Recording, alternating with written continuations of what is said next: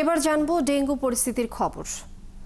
দেশের সবচেয়ে বেশি ডেঙ্গু আক্রান্ত রোগীর সংখ্যা বরিশাল বিভাগে। গত একদিনে বরগুনা, পটুয়াখালী ও ঝালকাঠিতে শিশুসহ ৩ জনের মৃত্যু হয়েছে। এই বিষয়ে বিস্তারিত দর্শক আমরা জানবো। এই মুহূর্তে আমাদের সাথে যুক্ত হচ্ছেন সহকর্মী বিধান সরকার। বিধান, বরিশালের ডেঙ্গু পরিস্থিতির অবস্থা এখন কেমন দেখছেন, বিস্তারিত জানিয়ে দেবেন।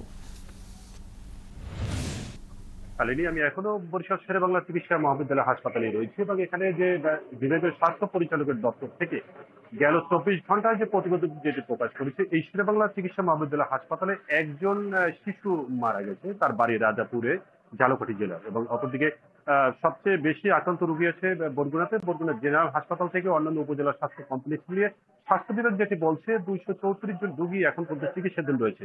আর সেক্ষেত্রে বরিশাল শেরেবাংলা চিকিৎসা মহাবিদ্যালয় হাসপাতালে ১০৬ জন রোগী চিকিৎসা নিচ্ছে। তবে আপনাকে বলতে পারি এটি গেল ২৪ ঘন্টার প্রতিবেদন যারা প্রকাশ করে স্বাস্থ্য বিভাগ, সেটি আমাদের কাছে পেয়ে থাকি।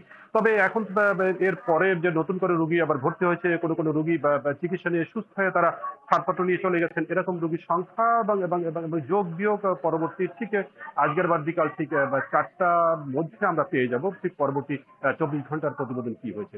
এবং আমরা এখানে যখন ডেঙ্গু রোগীদের সাথে কথা বলেছি, ডেঙ্গু আক্রান্ত রোগী যারা রয়েছে, তো বিশেষ করে বেতাগী উপজেলা থেকে এসছে, আপনার বরগুনা সদর উপজেলা থেকে এসছে এবং বরিশালের আমরা দেখেছি বরিশাল সদর উপজেলার স্বাস্থ্যখাত সেখান থেকেও রোগী এসছে ডেঙ্গু আক্রান্ত হয়ে। যে বিশেষ করে আসলে বরগুনা থেকে যারা এসছে তাদের সাথে আমরা কথা বলছি, তারা টেস্টের ব্যাপারে, বিশেষ করে আপনার যে টেস্ট গুলো বা রয়েছে সেখানে যে ল্যাব গুলো রয়েছে, সেই ল্যাবের টেস্টের ক্ষেত্রে তারা কিন্তু কিছুটা রিপোর্ট মানে উল্টাপাল্টা হয়, যেটা এখানে রোগীরাও বলছেন। এবং যার ফলে তারা যখন এই যে বাইরে ক্লিনিকে দেখান, যে আমি একজন রোগীর সাথে কথা বলেছি কিছুক্ষণ আগে, তিনি যখন টেস্ট করছেন সেখানে ক্লিনিকে টেস্ট করছেন, ডাক্তার দেখিয়েছেন, তারা বমি হয় কেন বারবার, সেই বমির বা ওষুধ দেওয়ার পরও, চিকিৎসা দেওয়ার পরও, ট্রিটমেন্ট দেওয়ার পর তারা আবার যখন ঠিক বাড়িতে ফিরেছে ঠিক তখন থেকেই আবার তারা আক্রান্ত হয়েছে এবং যার ফলে তাকে আবার রেফার করতে হয়েছে বরিশাল শেরেবাংলা চিকিৎসা মহাবিদ্যালয় হাসপাতালে।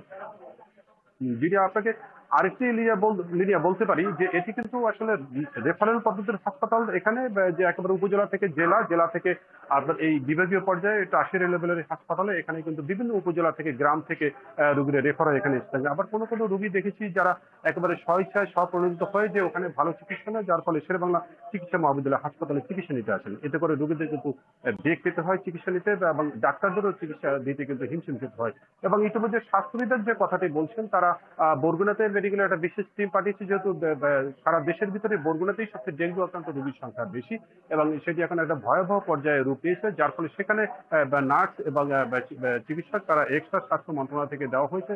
সেক্ষেত্রে বরিশালে কিন্তু সেই ধরনের এইরকম কোনো বিশেষ ব্যবস্থা বা নেই।